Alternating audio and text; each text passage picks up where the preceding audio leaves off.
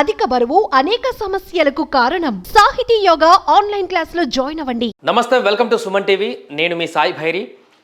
ప్రస్తుతం ఒక వార్త సోషల్ మీడియాలో వైరల్గా మారుతుంది. మన దేశంలో ఉన్నటువంటి ముంబై నుంచి దుబాయ్కి నేరుగా 2 నుంచి 3 గంటల్లోనే ప్రయాణం చేసేటువంటి ఒక బృహత్కరమైనటువంటి ప్రాజెక్ట్ సిద్ధం కాబోతుంది అనేటువంటి ఒక వార్త వైరల్గా మారుతుంది. అది సముద్ర మార్గం గుండా.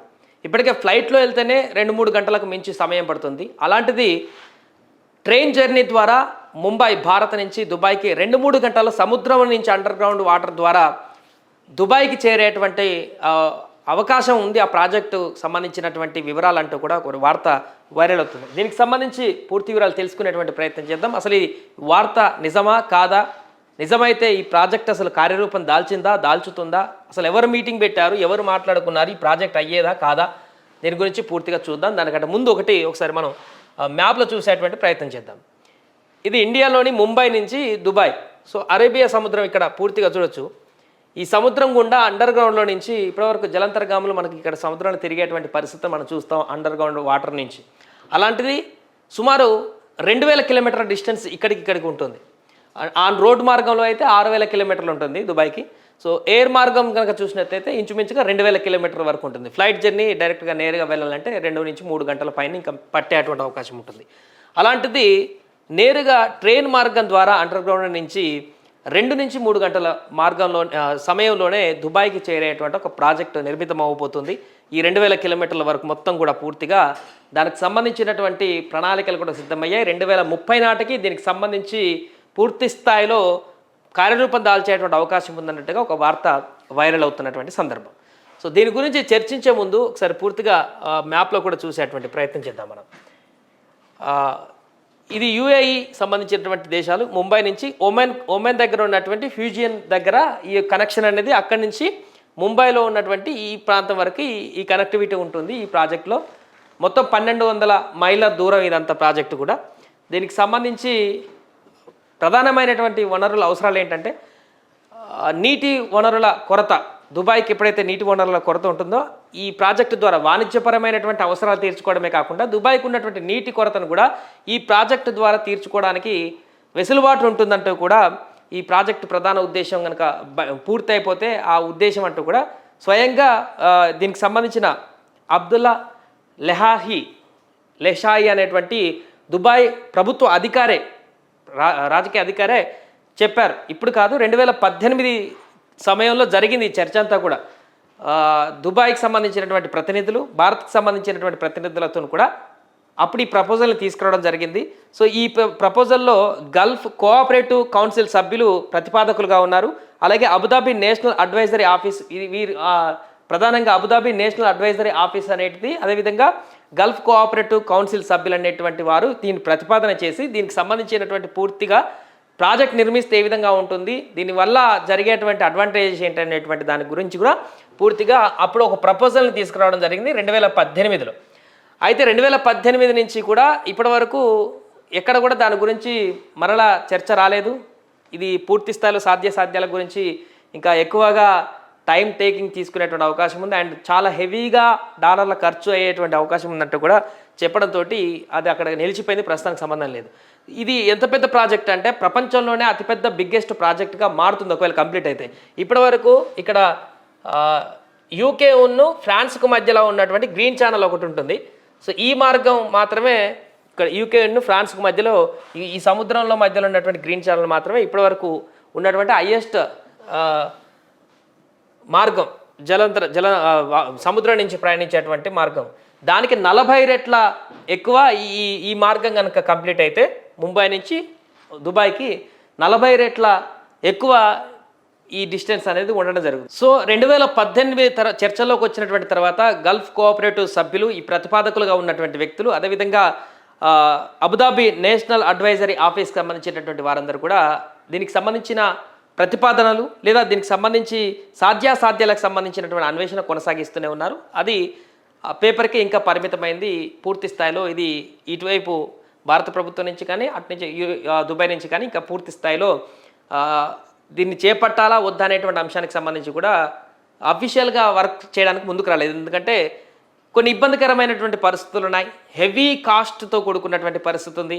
అండ్ అండర్ గ్రౌండ్లో అంత లోతు, సముద్రం లోతు నుంచి ఈ రైల్ ట్రాక్ అనేది నిర్మించేటువంటి పరిస్థితుల్లో దాని యొక్క సాధ్యాసాధ్యాలు అది ఎంతవరకు నిలకడగా ఉంటుంది, అది సాధ్యమయ్యేటువంటి పనేనా, చేపట్టిన తర్వాత ఎంతకాలం మనికగా ఉండేటువంటి అవకాశం ఉంది, దీనికి సంబంధించి 100% అక్యురెన్సీ ఇంకా రాలేదు. కాబట్టి దానికి సంబంధించిన ప్రాజెక్ట్కి సంబంధించినటువంటి అఫీషియల్ అనౌన్స్మెంట్ కానీ ఇది చేస్తున్నాం, ఇది ఖచ్చితంగా ముందుకెళ్తుందని కానీ ఇటు ఇండియా నుంచి కానీ అటు దుబాయ్ నుంచి అధికారికంగా వెల్లడించలేకపోయారు. ప్రతిపాదన మాత్రం రావడం జరిగింది 2018లో. ఆ తర్వాత క్రమక్రమంగా ఇది కనుమరుగైపోయింది. అంటే ఆ పేపర్ వర్క్గానే మారిపోయింది. ఎక్కడైతే ప్రతిపాదన ఉందో అక్కడే ఉంది. దీనికి సంబంధించి ఇంకా ముందడుగు పడినటువంటి పరిస్థితి లేదు, అంత సైలెంట్గా అయిపోయింది. బట్ స్టిల్ ఇప్పుడు మరలా ఈ వార్త వైరల్ అవుతుంది. దుబాయ్ నుంచి ముంబైకి 2-3 గంటల్లోనే ప్రయాణం అనేటువంటి వార్త వైరల్ అవుతుంది. ఇది ట్రైన్ గంటకి 600 నుంచి 800 కిలోమీటర్ల వేగంతో ప్రయాణించేటువంటి ట్రైన్ ఇక్కడ నిర్మించబోతున్నారు అండర్ గ్రౌండ్లో నుంచి, ఒక జలాంతర్గామి టైప్లో అనేటువంటి విషయాన్ని ఇప్పుడు చక్కర్లు కొడుతుంది సోషల్ మీడియాలో. అయితే 2030 వరకు దీన్ని ఇంప్లిమెంట్ చేయాలనేటువంటి ఆలోచనతో ఉన్నట్టుగా కూడా ఒక వార్త అయితే ప్రస్తుతానికి వైరల్గా మారుతున్నటువంటి పరిస్థితి. అయితే ఇదొక ప్రతిపాదన గతంలో వచ్చినటువంటి మాట వాస్తవమే, కానీ ఇది ముంబై నుంచి దుబాయ్కి ఒక ప్రాజెక్ట్ని నిర్మిస్తున్నారు. 2-3 గంటల్లోనే ట్రైన్ మార్గం ద్వారా అక్కడికి చేరుకునేటువంటి వెసులుబాటు అతి తొందరలోనే రాబోతుంది.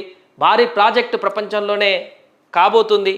దీనికి 2030 ప్రారంభోత్సవాలు చేసుకునేటువంటి సంవత్సరంగా వార్తలు ఏదైతే వస్తున్నాయో అది ప్రస్తుతానికి మాత్రం, ఈ రోజుకి మాత్రం అది పూర్తి స్థాయిలో నిజమైనటువంటి వార్త కాదనేటువంటి విషయాన్ని ఇక్కడ మనం గుర్తుంచుకోవాలి. అంటే అది అబద్ధం అవుతుందని కూడా కాదు. ప్రపోజల్ 2018 ఆ సమయంలో ఒకసారి రావడం జరిగింది. ఆ తర్వాత ఇంకా ఎక్కడ కూడా ఇది యాక్టివ్గా కనిపించలేదు. 2 దేశాల మధ్య దీనికి సంబంధించిన పూర్తి స్థాయిలో అధికారిక స్టేట్మెంట్లు కానీ ఇంకా ఏం చేయాలి, ఎట్లా చేయాలి, ఎప్పుడు ప్రారంభించాలి, అసలు చేయొచ్చా లేదా, దీనికి సంబంధించిన బడ్జెట్ ఎంత, ఇదన్నీ కూడా పూర్తి స్థాయిలో అధికారికంగా ముందుకు వెళ్ళలేదు. కాబట్టి ఒక ఆలోచన అయితే 2018 తర్వాత రావడం జరిగింది. ఆ తర్వాత ఆలోచనగానే ఉంది, ఇంకా అన్వేషిస్తున్నారు.